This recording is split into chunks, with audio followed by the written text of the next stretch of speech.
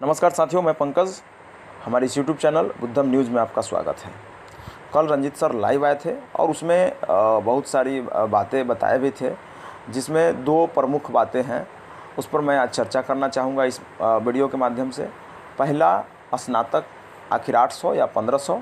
दूसरा, कौन से कितने नंबर रहने पर आप जनरल में फ़ाइट कर सकते हैं। ये दो बातें। तो पहला बात हम करना शुरू करते हैं स्नातक का।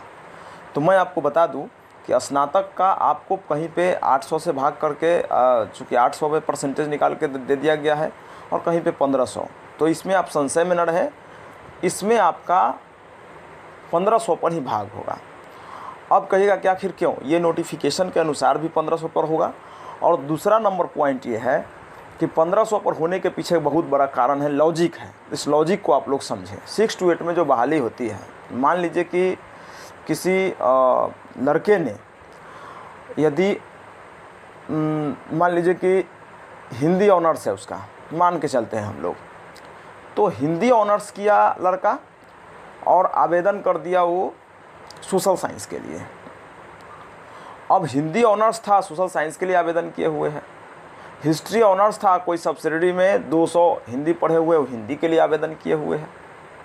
और सबसे बड़ा जादू ये है कि ये दोनों मामला में आप देखिए कि आखिर कैसे इसका मूल्यांकन हो। आप हिंदी ऑनर्स वालों को हिंदी में करता तो कहता कि चलिए भाई 800 पर हम भाग करके इसको हम नौकरी दे रहे हैं, थोड़ा देर के लिए समझ में आ रहा है।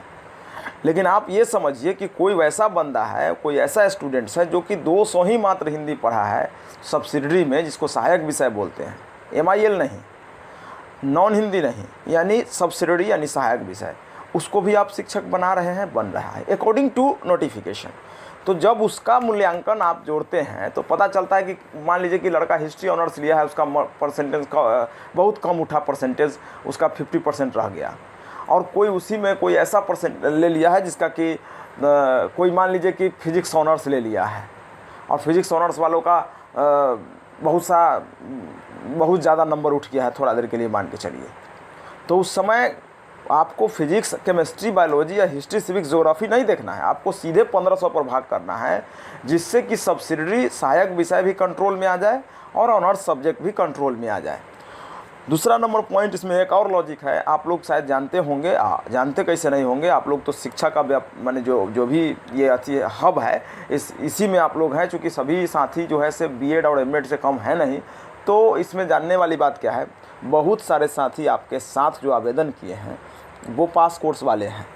पास कोर्स वाले का जो परीक्षा होता है उनका कोई सिस्टम नहीं होता है, उस सिस्टम दूसरा तरीका का होता है कि भाई आपको सेम नंबर सभी में लाना होता है। उसमें शायद 4 या 1200 का ही परीक्षा होता है, शायद, मैंने थोड़ा सा कन्फ्यूज़न में है, लेकिन 100% थोड़ा सा हम बोल सकते हैं कन्फ्यूज़न में, लेकिन 90% हम कन्फर्म है कि 1200 पर ही उनका रिजल्ट आउट होता है। और उसमें जो भी विषय वो लिए, मान लीजिए कि हिंदी ले लिए तो हिंदी के शिक्षक भरने के लिए तैयार है वो, उसमें अंग्रेजी लिए हुए हैं तो अंग्रेजी के लिए तैयार है, यानी उनके लिए सब जगह जादू है। यानी आप समझ सकते हैं उनको इसमें इतना बड़ा अपॉर्चुनिटी मिल रहा है, जबकि वो पास कोर्स है। अब पास कोर्स का ऑनर्स से मिलान नहीं किया जा सकता है, क्योंकि हाई स्कूल में नियम है कि 5% उसको ऑनर्स वाले को अलग से दिया जाता है, लेकिन इसमें 6 to 8 में तो जादू है पास कोर्स वाले के लिए। तो उनका कैसे मूल्यांकन हो? तो उनका भी 1200 पे जोड़ा जाएगा, न कि उनको हिंदी के लिए आवेदन किया है, 200 हिंदी पढ़ा है तो 200 से आप जोड़ दीजिएगा, ये सब नहीं होगा। तो ये आप इसको लेकर एकदम निश्चिंत हो जाइए कि 6 to 8 में स्नातक का 1500 या मैक्सिमम, यानी जितना भी सब्जेक्ट पढ़ा है विद्यार्थी उस पर ही भाग होगा, या 1500 हो या 800 हो। अब दूसरा बात, किसका बहाली होगा जनरल कैटेगरी में? अब बताते हैं। एक सीट मान लीजिए किसी पंचायत में है, मात्र एक सीट जनरल का है, और उस पर आवेदन SC भी कर दिया है, और उस पर आवेदन OBC का कैंडिडेट BC1 BC2 का भी कर दिया है, और जनरल का भी कर दिया है, जनरल की महिला भी कर दी है। तो जो भी आवेदन हुआ है उस आवेदन में सबसे पहले तो आपको देखना होगा कि ये जो मान लीजिए कि SC ST का लड़का है तो 50% पर ही आवेदन कर दिया होगा, सीटेट में 50% पर ही आवेदन कर दिया होगा, आवेदन एक्सेप्टेड। दूसरा नंबर पॉइंट, जो भी BC2 और BC सेकेंड, BC1 BC2 और जनरल की महिला होगी उसका 55% पर ही आवेदन ले लिया गया होगा। और उसके बाद जो भी कैंडिडेट्स हैं, ये 2 कैंडिडेट्स के बाद तीसरा कैंडिडेट्स जनरल का पुरुष 60% आया होगा, 90 नंबर, तब बेचारा वो आवेदन किया होगा। चूँकि उनको 60% लाना है, इसलिए मैं इस तरह का बात कर रहा हूँ। अब मान लीजिए कि आप सोच रहे होंगे कि 60% लाए हैं जनरल कैटेगरी के पुरुष वर्ग, तो उन्हीं का इस पर बहाली होगा। ये एकदम सरासर गलत है। इसमें आपका मेरिट बनेगा यदि 1 to 5 के लिए, चूँकि पंचायत में आवेदन किए तो 1 to 5 के लिए किए, तो मैट्रिक, इंटर और आपका टीचर ट्रेनिंग जोड़ के 3 से भाग हो गया। और जो भी आप परसेंटेज उठाए हैं, चूँकि आप तो उठाए नहीं हैं उसमें तो आप 50% पर SC का कैटेगरी का लड़का आवेदन किया, तो उनको तो अभी 2 अंक कहीं दिया जा रहा है, कहीं नहीं दिया जा रहा है। इसको भी सरकार को स्पष्ट कर देना चाहिए। इसको लेकर मैंने आवेदन भी दिया था। तो और मान लीजिए कि 55% पर कोई OBC का किया, उसको भी 2 अंक मिल गया। और जनरल का पुरुष जो 60% पर किया, 2 अंक मिल गया।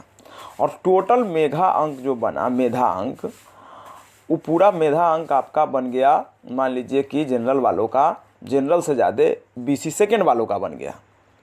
तो उस समय उस सीट पर BC सेकेंड वालों का ही बहाली होगा, न कि जनरल वालों का होगा। यदि SC कैटेगरी का लड़का यदि उसमें सबसे ज़्यादा मेरिट बना लेता है इस तरह से, तो वहाँ पे इनका होगा। आपका ये कैसे हो रहा है? ये तो इसलिए हो रहा है क्योंकि सुप्रीम कोर्ट का आदेश जो हुआ वो सेंट्रल सरकार में लागू हुई, और उसमें ये है कि यदि आप SC का लड़का है, यदि आप जनरल नहीं भरते हैं, SC भर लेते हैं, 100 में 100 भी लाते हैं, तो आपको SC के ही सीट पर रहना है। यदि BC सेकेंड का लड़का है, यदि आप 100 में 100 नंबर ले आते हैं और उसमें भरे हुए OBC भरे हुए हैं, तो आपको OBC कैटेगरी यानी 27% के रिजर्वेशन में ही आपको फाइट करना है, चाहे 100 में 100 ही क्यों नहीं ले आइए।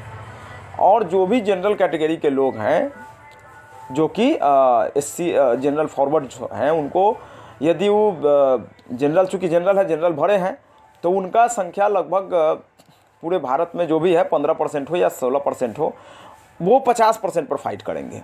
यदि आपको मन है कि नहीं, ऐसा नहीं होगा, हम करेंगे फाइट, तो आप जनरल लिखिए। ये नियम है सुप्रीम कोर्ट का, और ये सेंट्रल गवर्नमेंट में लागू हुआ है, न कि यहाँ लागू हुआ है।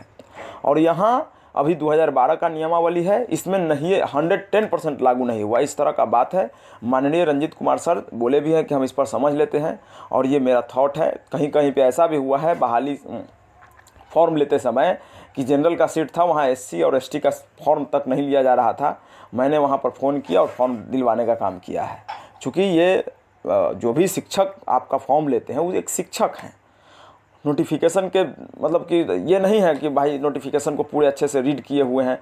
बहुत सारे DPO कन्फ्यूज्ड हैं, बहुत सारे आपके डिस्ट्रिक्ट एजुकेशन ऑफिसर कन्फ्यूज्ड हैं। अब जैसे 2 नंबर के मामला को ले लीजिए, SC ST का, उनसे जब बात करने जाते हैं तो उनको खुद समझ में नहीं आता है। इसको लेकर पेपर में भी छापा है। तो जब हर एक चीज़ को आप लेके जाइएगा तो हमारे जो आला अधिकारी कन्फ्यूज हो जाते हैं, उस समय बच्चे क्या करें।